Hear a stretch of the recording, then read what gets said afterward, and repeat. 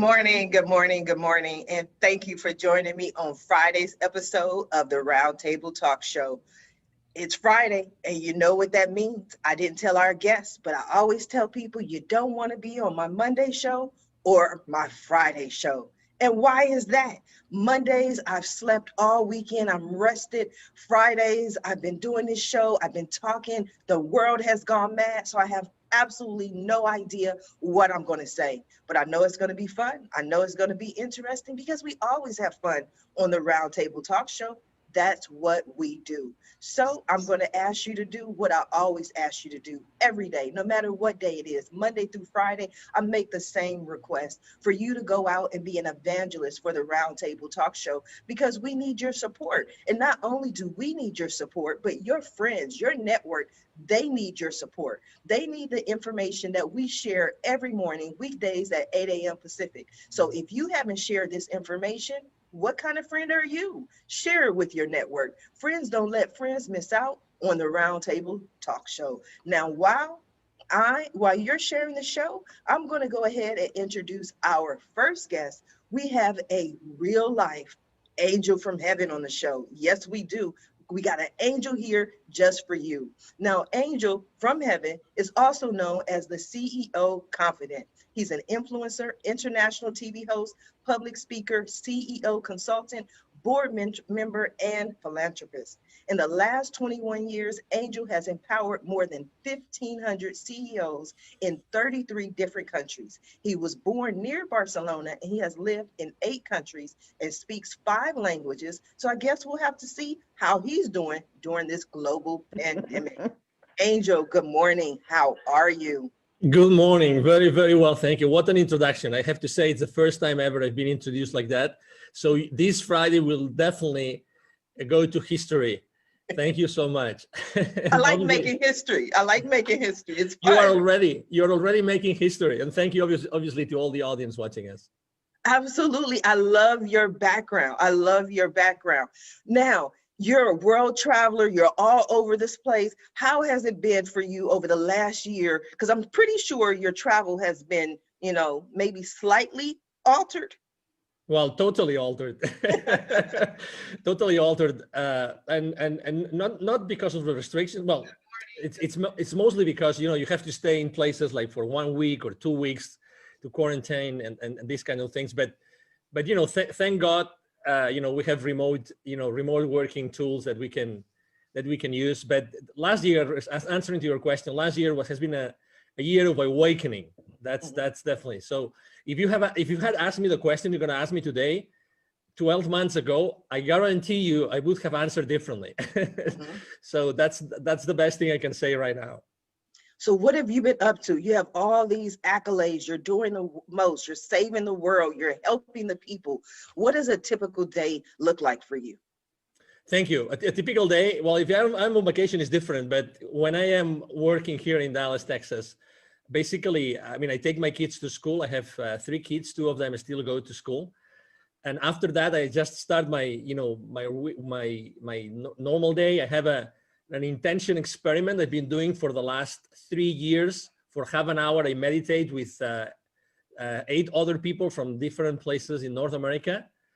And after that, my day starts with, basically. Well, I didn't mean to interrupt, but I want to talk about that, because that was unique. Most people, and I just ask random questions just because I'm curious, because you have so much going on, and people always tell me like Sharifa, you're busy, you never have time. So I'm like, what does a typical day look like for someone like you?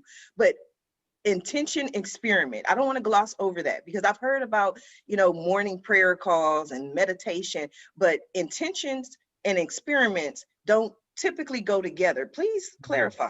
Thank you. So basically, a few years ago, I went to a conference of a gentleman. He's of a doctor called Dr. Joe Dispenza. At that event, I got to know, before going to that event, I had read a book about Lynn McTaggart, because Lynn McTaggart interviewed Dr. Joe Dispenza. Lynn McTaggart, she lives in the UK, and what she does is she conducts worldwide intention experiments. Actually, you can go Lynn McTaggart, you can Google her, and she has a great book about that. So basically, intention experiment means that every single morning a group, we are 9, but a group of 8 or more people can meet up, and basically they decide, okay, so today we are going to intend for something specific that we want to happen. And we do that for a week. So every single week we intend for something that has been proposed by one of the members. So every week, again, we've been already 3 years. Every week we've been intending for one different thing that has been asked for one of the different 9 members of the team. And we're right now, actually, after so long, we are right now working on a book. We are writing a book called 10-Minute Miracles, because we've seen so many miracles happen. We've seen people healing. We've seen things changing in our lives. So it's been incredible.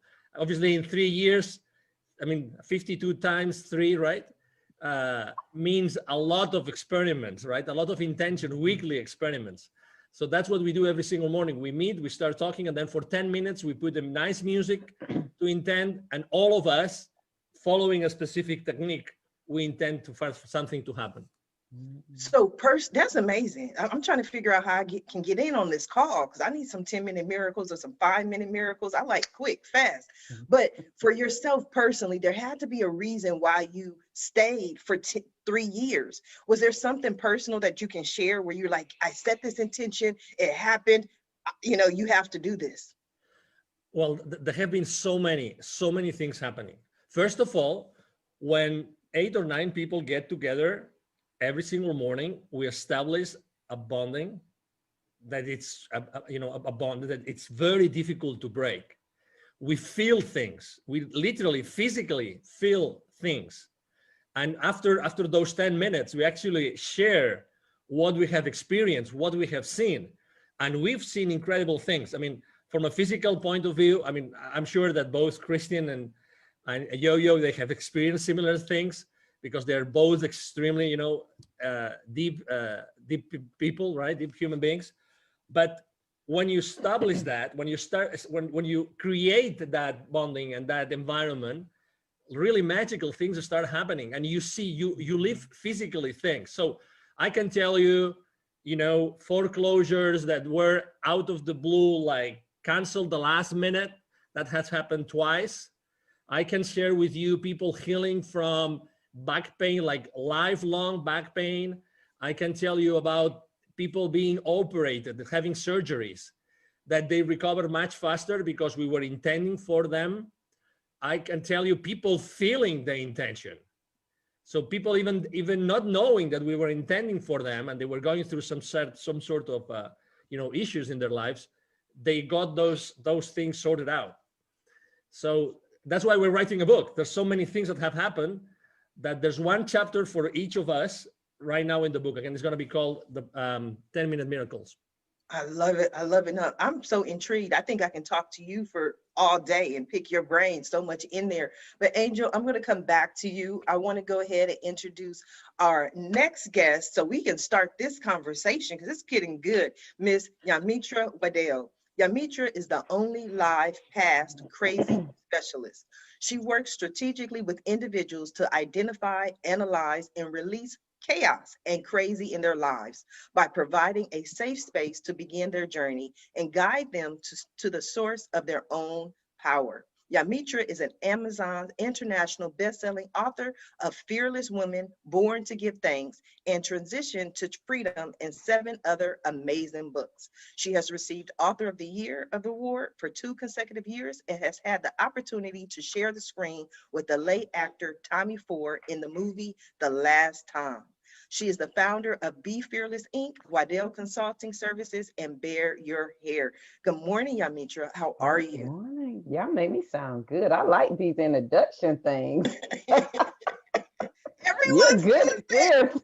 said that. I don't know why. And I'm like, hey, I just read what you send me. I got to be careful, though, because so much better when you say it. Somebody's going to send me some bio and I'm just going to read it. It's like, I'm the king of America. I'm like, I don't know. Would you send it to me? I'll read it. Tommy Ford. Oh my God. That was a loss. I love, I grew up. We all grew up, I think, for the most part, watching Tommy. Yes. What a great loss. Good morning. How you doing today? I am doing peachy today. It's a great day. So I'm happy to be here. I'm excited And I would just like to tell Angel, I am a Joe Dispenza fan. Yes. I have the majority of his books, and I think he's just an awesome human being. I love him. Yeah, Yes. he is. Yes. Yeah, he's good.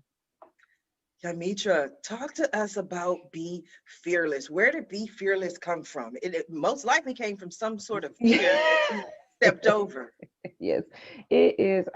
It is a story for sure. So I go by the tagline, "The only live past crazy specialist," because I know crazy, and your crazy doesn't have to be like my crazy. Your crazy could be the normal crazy, life, kids, your career, all the crazy. My crazy and Be Fearless came from being a survivor of domestic violence, and my abuser just happened to be the pastor of the church, and so to be the first lady and be the woman in front that everybody's looking to, and then being abused, it was hard. And from going from that to living in a shelter to, now finishing my PhD and owning a couple of businesses, you have, and Be Fearless, I would have to say, is understanding that regardless that this fear is here, my vision and my mission is not changing. Fear is going to have to go with me on this journey. Like, you don't have a choice.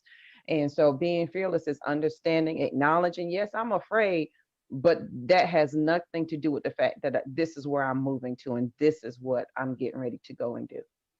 What gave you the strength to get out of this situation? Because like you mentioned, for most people, the church is the rock of not only the community, but the family, right? So it's like getting divorced twice to me. I look at it like that, because you're divorcing this community and then also Okay. divorcing or getting rid of this person. Okay. So Yeah. what was that like for you? It was extremely hard because he had been a minister for 30 years. Who was going to believe? And then you have to look at the dynamics. I was 25, he was 51. We just had a kid. My family was 400 miles away. And who were they going to believe? A pastor who had been pastoring for over 30 years, or this young girl who seemingly married a man of status? And are they going to believe you?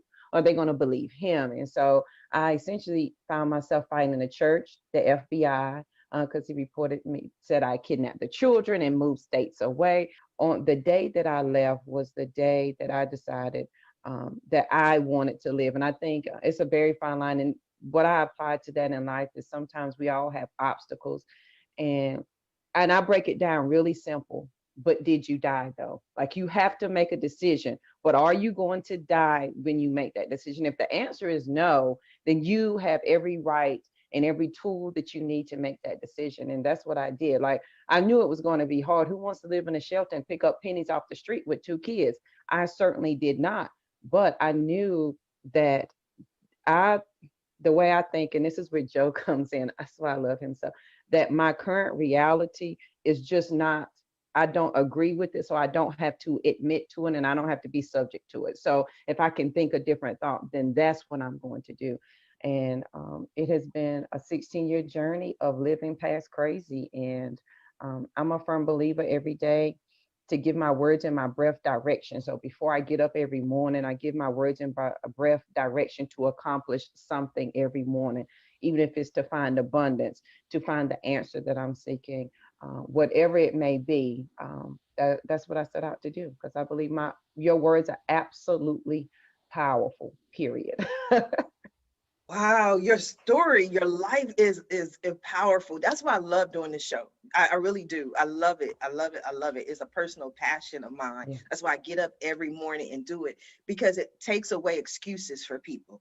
Yeah. When people come to me and they say, "Well, Sharifa, I can't because," or I'm too this or I'm too that, or this person is stopping me. I'm like, you're going to watch January 8th episode of the Roundtable Talk Show. You're going to listen to those guests. And then, because if they can do it, there's no reason why you can't as well. And so much of what you're saying resonates with me in my life and my crazy, I guess. Mhm. But when I was in my worst times and I lost everything and was homeless, I would walk and I would literally speak to God, and I would say, God, I know you didn't bring me this far to just bring me this far. Yeah. So you went through all of that, owner of multiple companies. Was there a point where you said, you know what, there's something better, something greater, there's something else out there for me?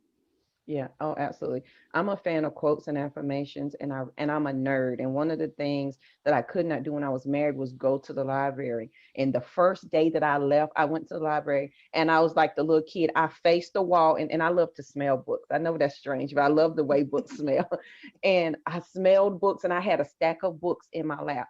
And the first book I opened, I couldn't tell you the name of it, but the quote that I opened up to was by John Wooten, and I'm also a basketball fan. And it says, "Don't let what you cannot do interfere with what you can do."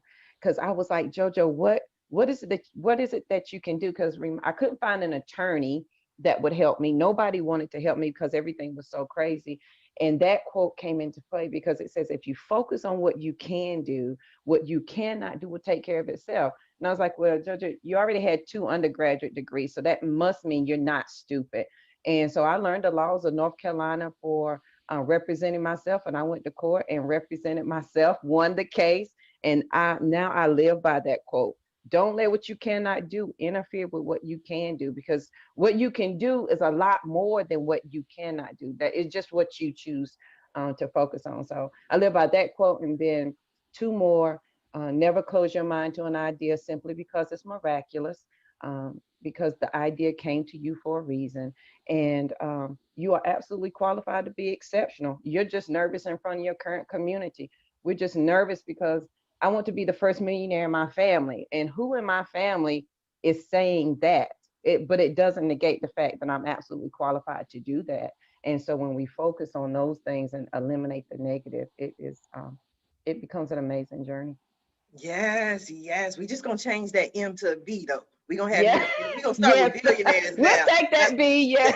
Yeah, we gonna change that. Everything else I'm gonna stand in agreement with, but we just gonna make that change. Wow, what an amazing show. If you have not shared this show yet, go ahead and share it with your friends, because I always tell people don't believe me. It's the truth. Guests can attest.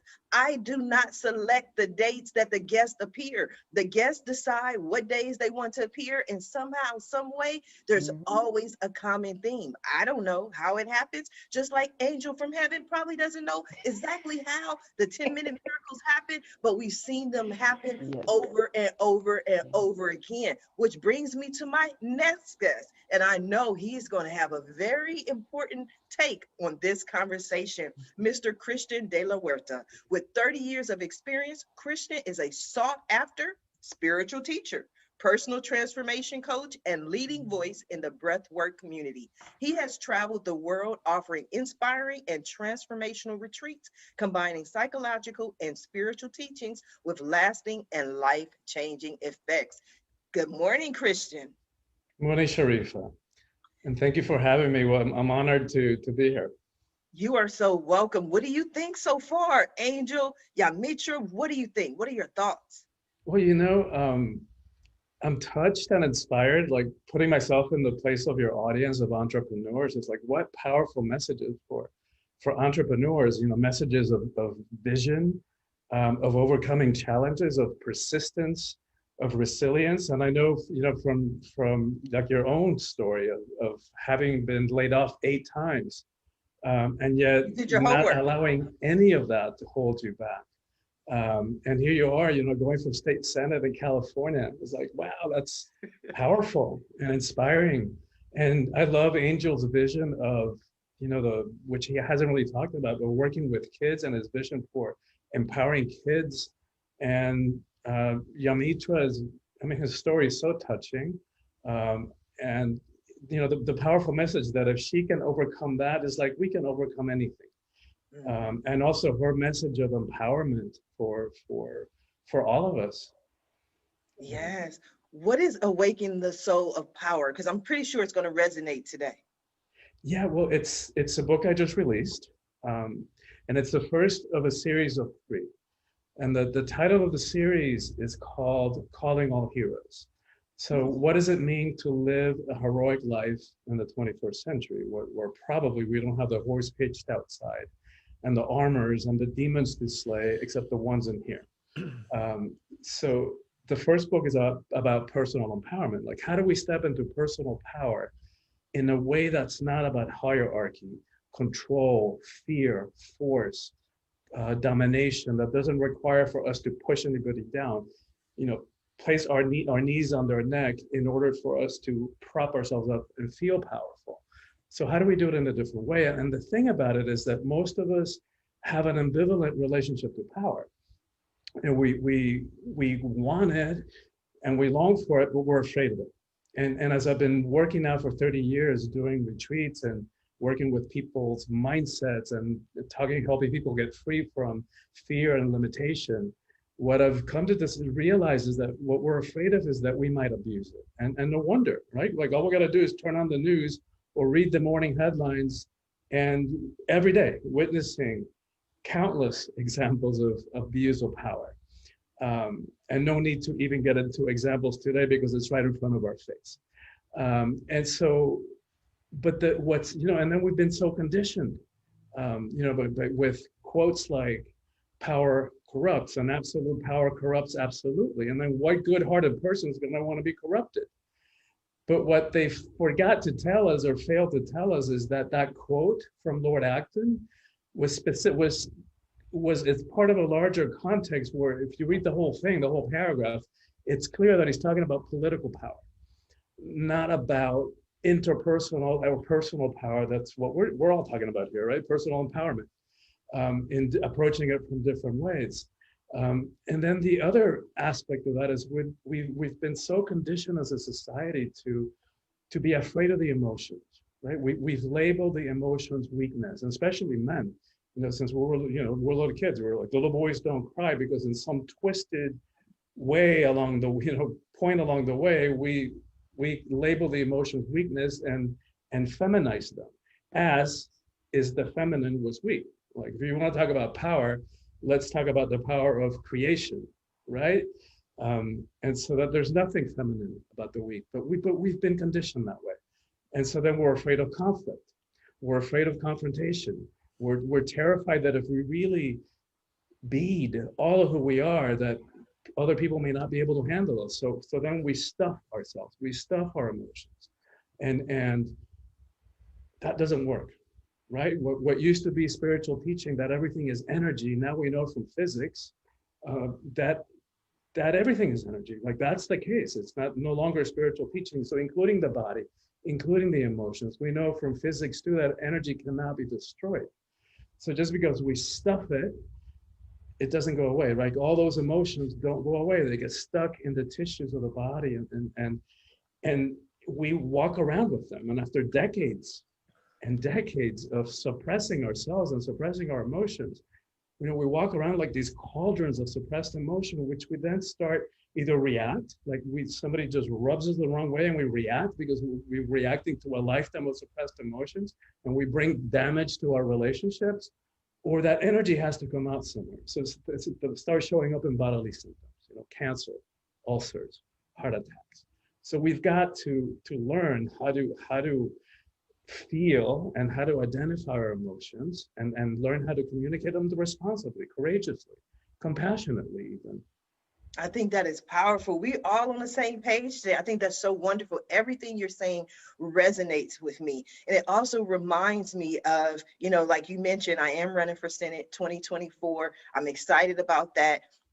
In 2018, I went through this journey, right? For some reason, I started meeting all of these psychics and channels and mystical woo-woo people, and everybody, I would have all these different sessions, and one person after another said the same thing. They would say, Sharifa, you're not standing in your power. And I'm like, okay, thank you. I don't know what that means, but thank you. And then I go to the next person and they say, Sharifa, you're not standing in your power. And I say, okay, thank you. I don't know what that means, but okay, 2021, I know exactly what that means.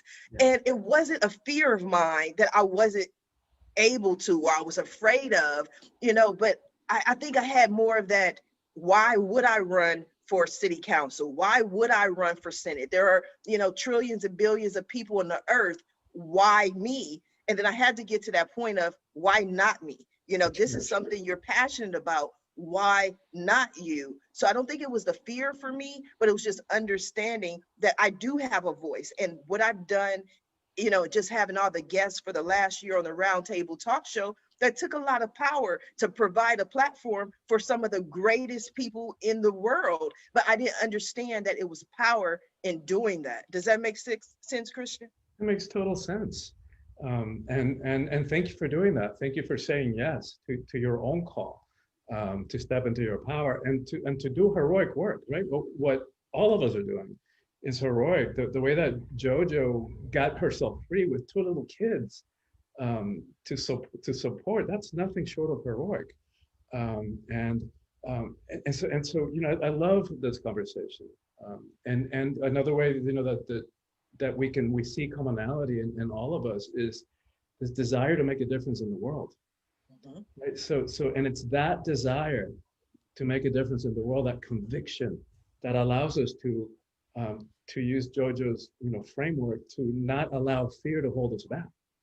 Right? So that desire to make a difference, our sense of service, our sense of conviction is greater than that fear that no longer holds us back. And that's, I love that word fearlessness, because we're confused about what that means. And like JoJo, embodies and teaches, it doesn't mean that we no longer feel fear. It just means that we no longer allow fear to hold us back. Yes. You made an interesting point though, Christian. I want to ask JoJo, because in everything I've done, being laid off 8 times, losing everything, even this entrepreneurial journey that I've been on since 1994, people always ask, why did you do it? And I'm like, because my kids said, Mom, we're hungry. There wasn't this deep rooted, I want to save the world. My kids were like, Mom, dinner needs to be served somehow, some way. So JoJo, when Christian looks at you and he's like, you know what, just getting these 2 kids out of this situation, that's powerful. And I agree wholeheartedly, there's power in that. But at that moment, were you thinking about the power, or you're just like, I got to get out of here? Oh my God. I was thinking, and I'll just give y'all a quick backdrop. The day I left, my abuser had taken advantage of me in front of our 3-month-old, who was a preemie, who had just got out of the hospital. And so she was only 60 days old, and she only weighed 4 pounds. And so he had taken advantage of me in front of her. And I tried to kill myself that morning. And then the next morning, that night, he tried to have me committed to a mental hospital. And I was like, this can't be my life. Like, is this going to be my life statement? And then that morning, July 26th at 7:30 in the morning, I stood at that front door and I cried for 35 minutes, because I knew when I opened up that door, it was going to say door open. And he might have been a heavy man, but he was a quick man. I was like, either I'm going to die trying to leave here, I'm not going to willingly let you kill me. And that's exactly what happened. Mind you, my family was 400 miles away. I didn't know a soul. I had no money. I drove a car. The front wheel fell off if you went over 45. There was no tag, no registration, and no insurance on the car. So when I left, it was the last thing it was my last ditch effort to say, if you're going to live, today is the day. Well, you better put all the living you got in this moment right now. Come hell or high water. That's all you got. And that is what allowed me to walk out that door. Now, has it been easy? No. The lights off, power off, gas off. I'm eating once a day, asking my coworkers, are you going to finish your lunch so I can eat? So whatever's at the house, the kids can eat. But it's in that moment that you have to decide, do you want to live or die? And I think that sometimes this was my crutch. But it's so hard. It's hard to make a decision. I don't know. It's not hard. Making the decision is the easy part. What's hard is dealing with the ramifications that come with the decision. And so for me, 2 things. Is this going to be my life statement? Are these going to be the last words that everybody's going to know JoJo for? And are you going to put all your living into this moment? And if that's what you're going to do, then sister, you better get moving. Absolutely. Angel. If I may add something, after hearing both Christian and Yo-Yo, probably they don't know, nor Christian nor Yo-Yo, and they don't know, but Tony Robbins has been quoting you for the last probably 10, 15 years when he says that we are so fearful of our own power. Yes. And that's probably why we don't step into it so easily, because we are fearful of ourselves and what we can do with that power, right? So I was having chills as I was listening to both of your stories. It's definitely magic what you have, what you are building here today, Sharifa. Thank It is. you. And Thank I you. will say, and Angel, you saying that reminded me, I have a journal. I host the Fearless Morning Show weekdays on Facebook at 7:15. And so we talked about this a couple of weeks ago. In my journal entry from April of last year, I wrote a note to myself, and it was like, JoJo, why are you so comfortable in the darkness?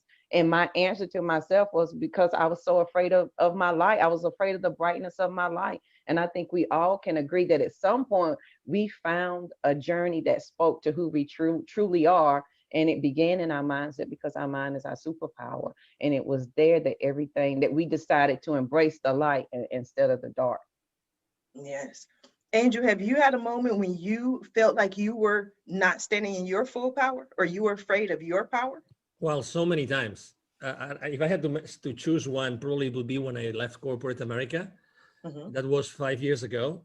And, although I had been, I mean, it's funny because when you read my bio, it sounds so wow, right? That eyebrow raising effect. But can you believe it or not? I mean, I was really like, oh, I don't know what I'm going to do.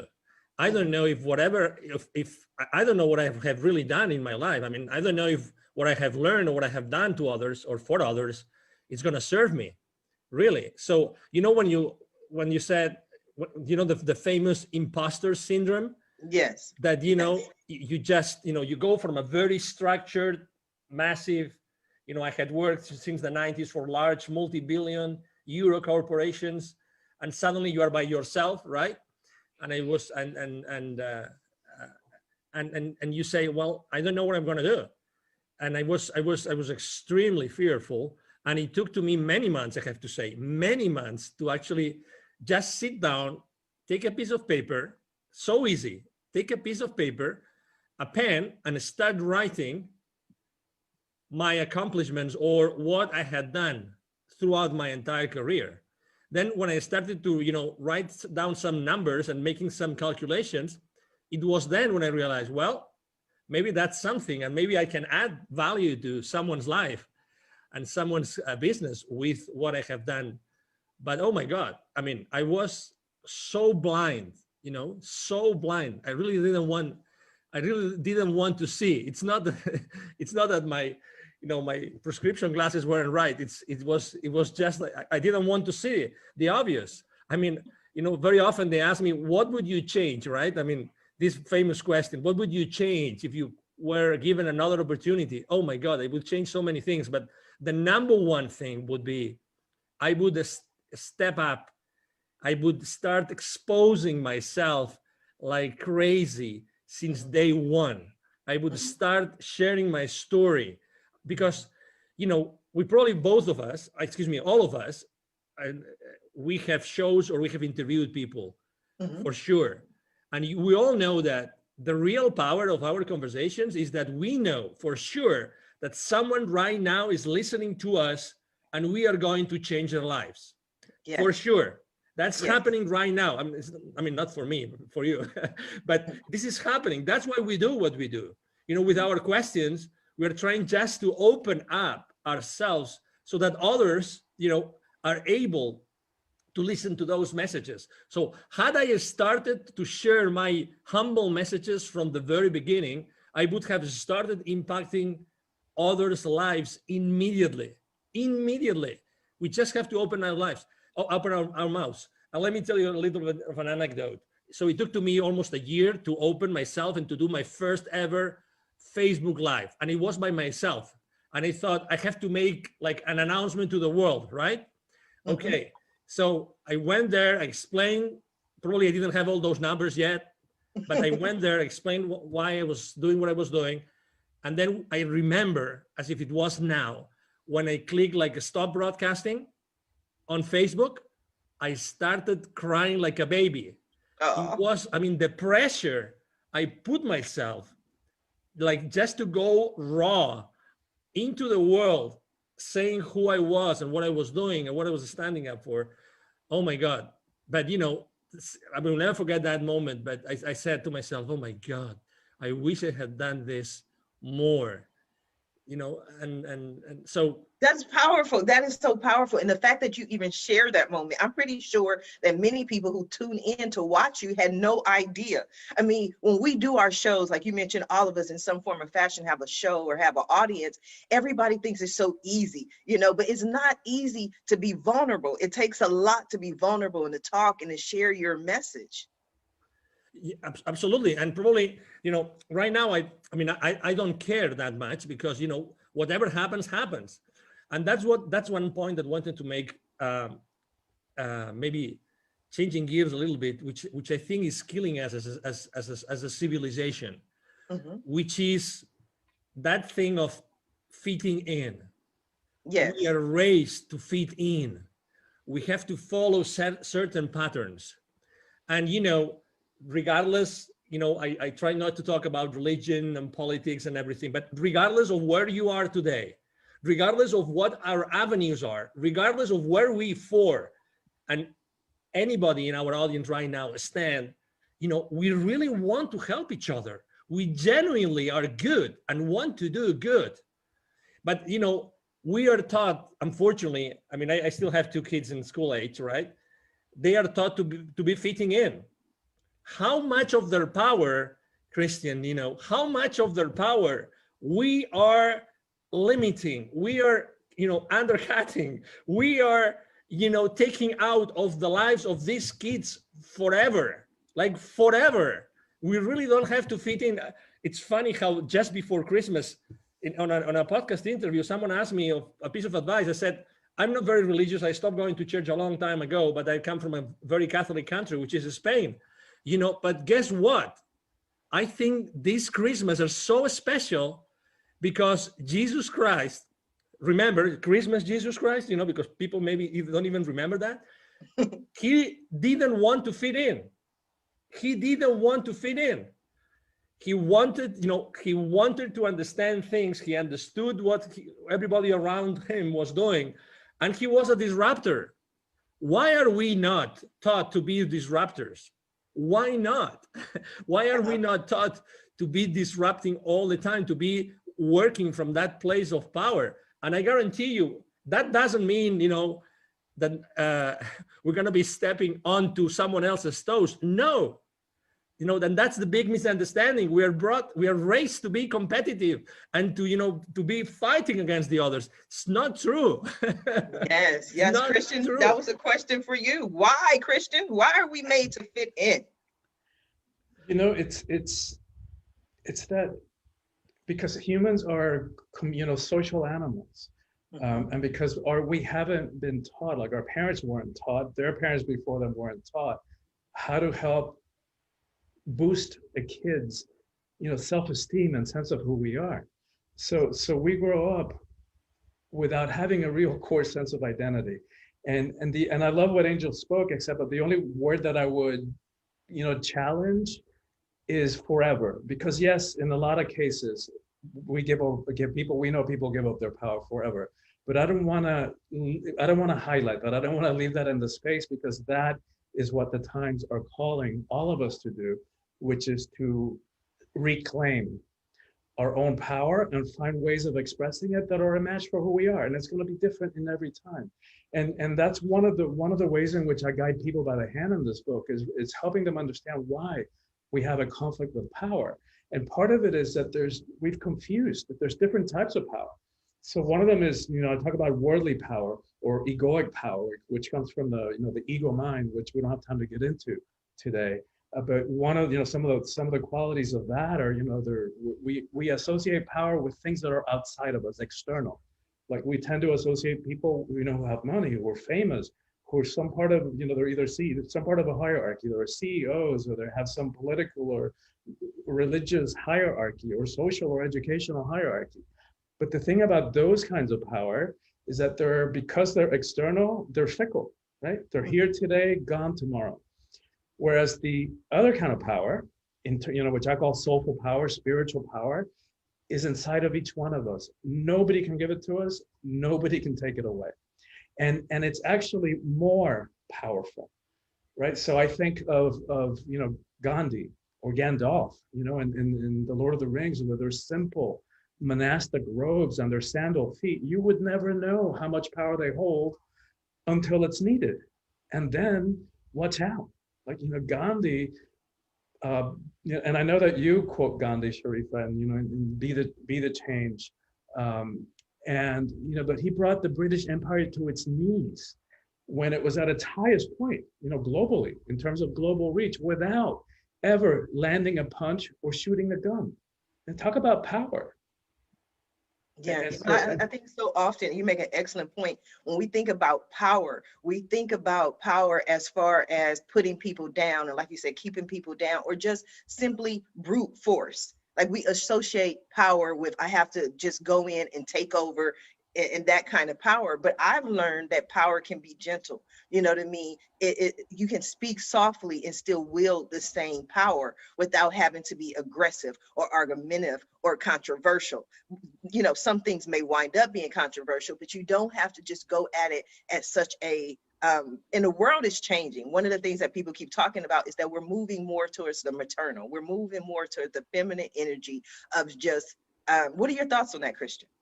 Well, it's a great question for me. It's one of the things that I'm passionate about, because my book is for everybody, of course, but it has a particular message for women, because I'm convinced that the single most important thing that needs to happen in the world is the empowerment of women, and not to make women better than or put them up on a pedestal. Women are just as capable of abusing power as men are. But it's because we have been so, as a world, as a species, we've been so out of balance for way too long. And for thousands of years, where the feminine, was made less than. And to that, we can connect all the other issues that we face. When women are in 50% of power, and when we all, regardless of what kind of body we're in, when we all reclaim the feminine, because we all have masculine and feminine energies in each of us. So when we all reclaim that, and when women are in at least 50% of power in this world, we're going to have a very different relationship to all of it, to war, to poverty, to hunger, to how we treat the environment, all of it. It's all connected to that. And so when I think about strategically, like if there was one thing that I could focus on in my limited time, here on this planet, that's what I've landed on. Because by empowering women, we impact everything else. Yes. Angel, what are your thoughts on what Christian had to say?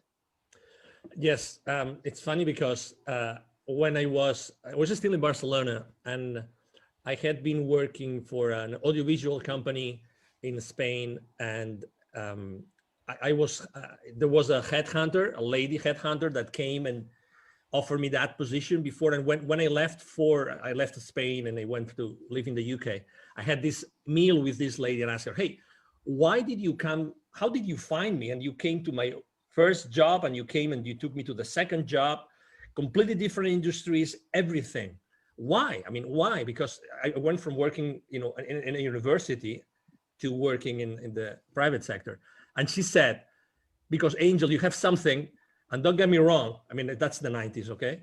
So because you have something which not many people have, which is your feminine side is very pronounced.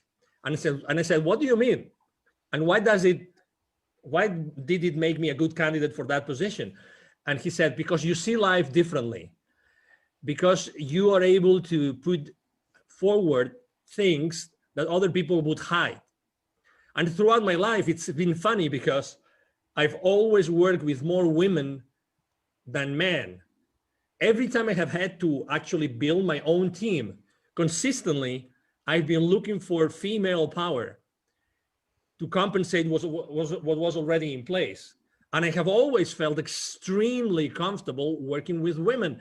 And in corporate America, I have to tell you, in high tech, that was my industry. I mean, if there were maybe, 10%, 15%, and probably only on maybe marketing, legal, all those specific departments, right? Or functions.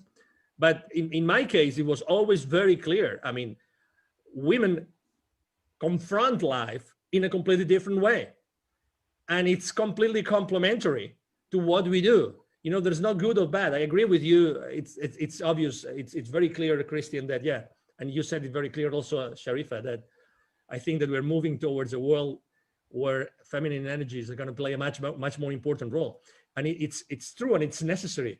And when I go to Latin America to help the underprivileged kids, and I find those kids and I'm teaching them, I focus completely on self-esteem, because those kids will never receive that message anytime soon. You know, we're not going to say forever, Christian, but anytime soon. They're not going to listen to anybody. They're going to hear that message of empowerment.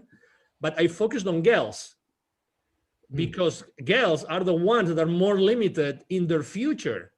The views of their parents or their tutors, their views about what the life of that girl is going to be is super limited, super limited.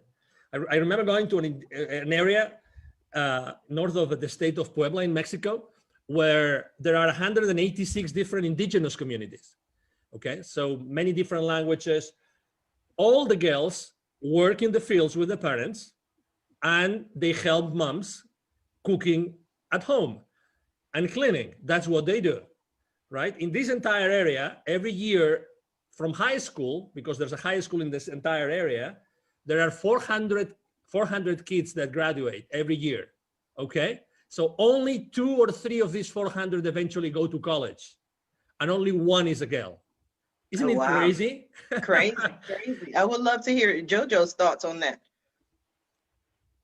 I think that's definitely crazy. Yeah, I think that's crazy. But I think Angel and Christian both hit on something that as women begin to, first we have to understand the power of our energy.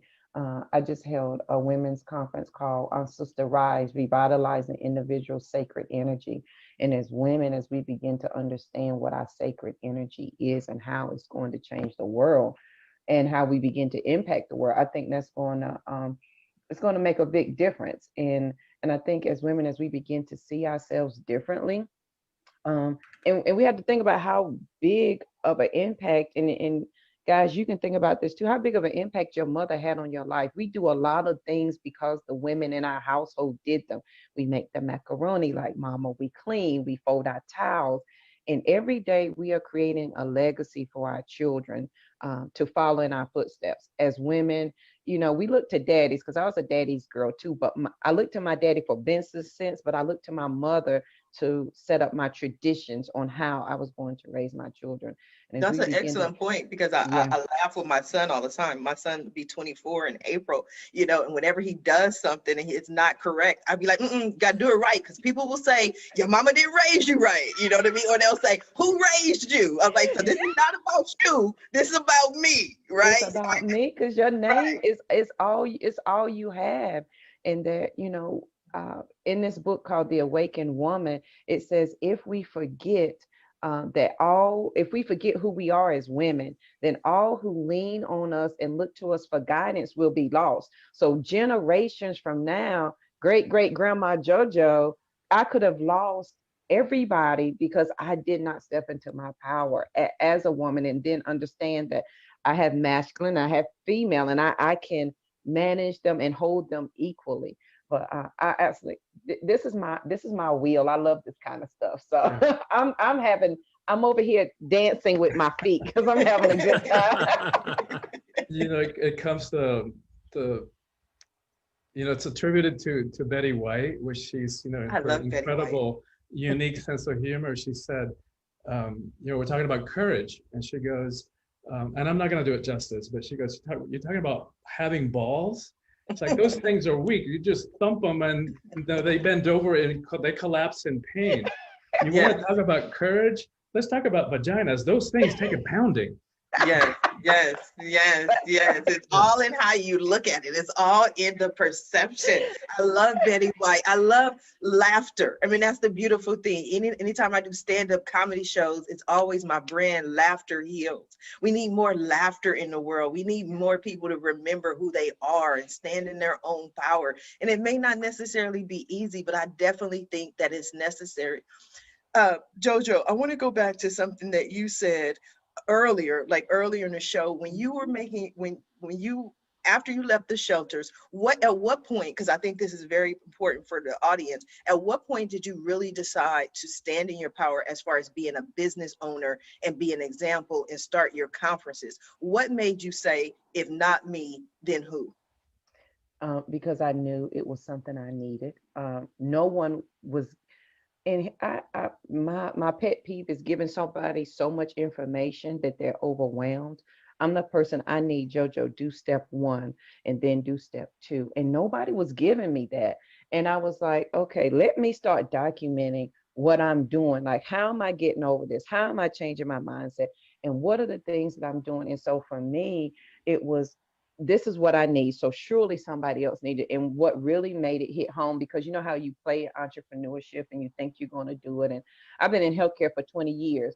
I didn't want to give up the title that I worked at Duke Hospital or Duke Medical. I didn't want to give up that title, you know, that I've worked at all those places. And then I spoke the first time ever and talked to a group of ladies who were coming from welfare to work. And the lady called me like 3 days later, and she said, had you not shared your story, I would have killed myself. And I have a quote that I wrote right then, and it says, somebody is waiting to hear my voice, and they will not move until I move. So every day when I get angry and frustrated, like I can't figure this out, like I don't know what I'm doing, JoJo, somebody's waiting to hear your voice, and they're not going to move until you move.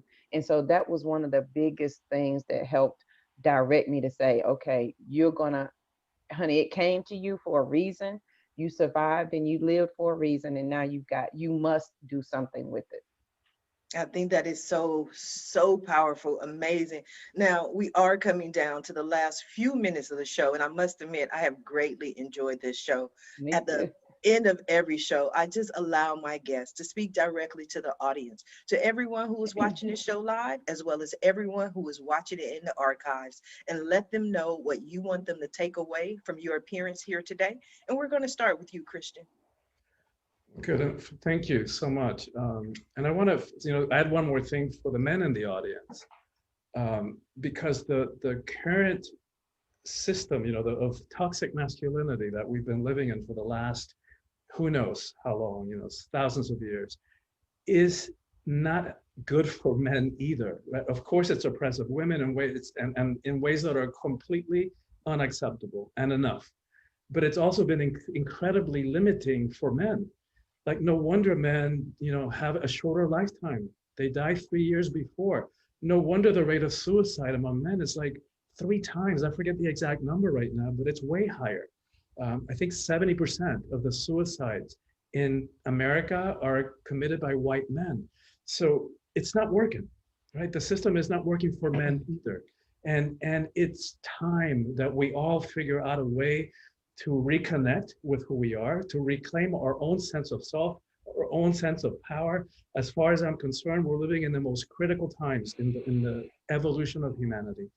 Make it or break it time, right? And so whenever one of us feels that call, like all 4 of us here have, to be more, to say yes in spite of the fear, and to step into roles that we don't even know how it's going to work out, that the universe has a vested interest in each of us doing that. Because as we do that, and when we do that, the ripple effects will be felt. And like everybody here was talking about, like Angel was talking about, making a difference. That's how we all get out of this collective hole that we have dug ourselves into. Yeah. That was powerful. And that was actually a very interesting statistic. I had no idea that 70% of suicides are white males. I did know I found this interesting fact out, is that more women than men attempt suicide, but more men than women commit suicide. Is because men do suicide in deadlier ways. Women tend to take a bottle of pills and wake up in the hospital, but they live to see another day. Whereas men, they're done, they're final, they get the shotgun, and it's over. So very interesting. We have to heal the world so no one is in that position where they even contemplate or even think about suicide. And we're all here to help them. Thank you for that, Christian. Angel, what do you have for us? Thank you. One of my favorite sayings is taking perfect action now. And I do that because most of what I do is I help both, corporate executives and entrepreneurs to accelerate the growth of their businesses through expansion and exposure using different techniques. And every single time, I'm very involved here in the Dallas area with the different business accelerators, business incubators, etc. And every single time I'm helping someone reinvent themselves, pivot in their businesses, I always have this same conversation. You all have an immense power inside to create wealth for the rest of the world. All of you. Tony Robbins says something which is extremely smart, which is, your wealth is totally dependent and proportionate to the amount of people that you are able to serve. And I have to tell you that every single one of you have something inside your professional career, your life, that nobody else in the world has. Nobody. We all have lived completely different lives. Even if you think you are not adequate or you're not enough, you are already enough and you are already adequate. And you can already start. To offer your products, your services to the rest of the world. So I would encourage you to take imperfect action now, to start changing your life immediately, stepping into your power, as Christian and Jojo were saying very, very wisely, but do it today. Do it immediately. As you realized, I think that many of us were confronted with death in the last 12 months, right? Like it or not.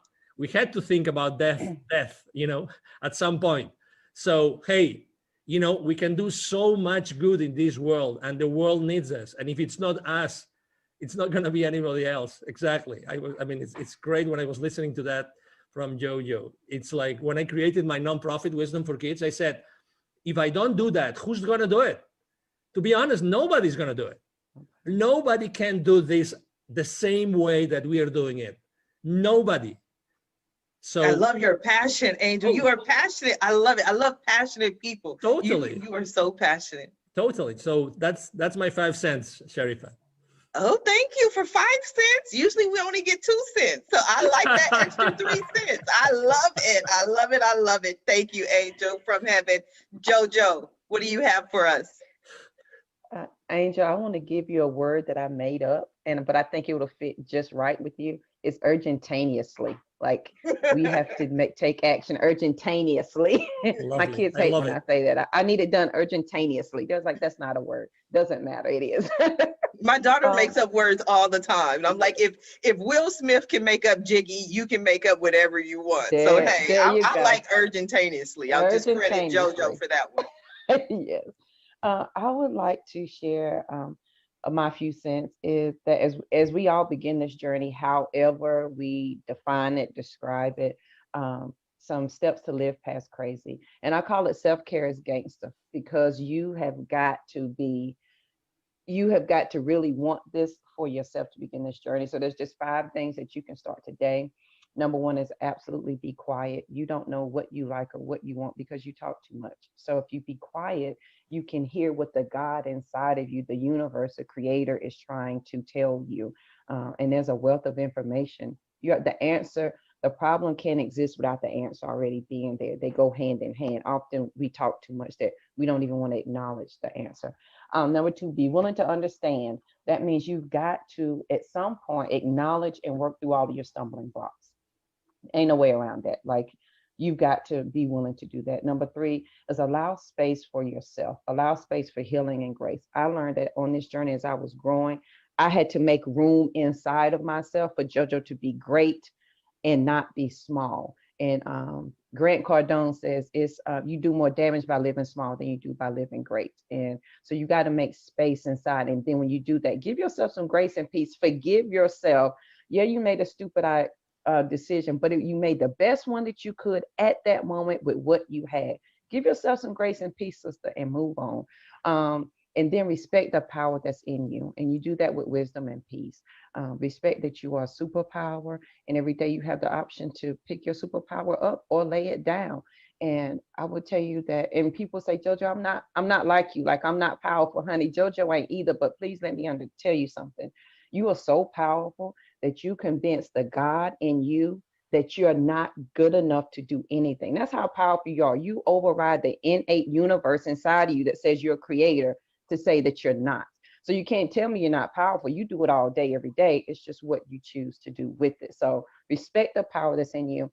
And number 5 is release the need to be less than, those old habits and thoughts.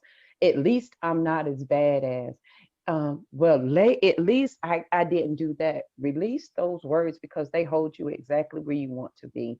And it's not until we're willing to take responsibility for where we want to go that we're able to leave where we are right now. So as you begin this journey, I welcome you on your journey, because you couldn't have came any other day other than today, because you couldn't have understood it. You couldn't have received it. It would have never made sense. You would have said, JoJo's crazy for real. And I would take that title because I'm the only Live Past Crazy specialist. I'll handle that title. So as you begin your journey, I welcome you. It's going to be amazing, and have fun with the ride. Absolutely. I have truly enjoyed today's show. It has been an amazing show, amazing week. I want to thank my guests for joining me here today on the Roundtable Talk Show. And I especially want to thank everyone who tuned in to watch the show live, as well as everyone who is watching it in the archives. Just because you didn't catch the live show does not mean you're not important. You are very important. We still need your support. We still need you to watch the show, share the show, but please don't just watch the show. Please don't just share the show. Support our guests. Visit their websites. Pick up a copy of their book. They came here this morning to share their message just for you. So support them. Their information, their websites are in the Facebook post. And if you're interested in more ways that I can help your business, or maybe you want to be a guest on the Roundtable Talk Show, please visit my website at asharifa.com. Until Monday morning at 8 a.m. Pacific, everyone have a safe and a blessed weekend. Bye now.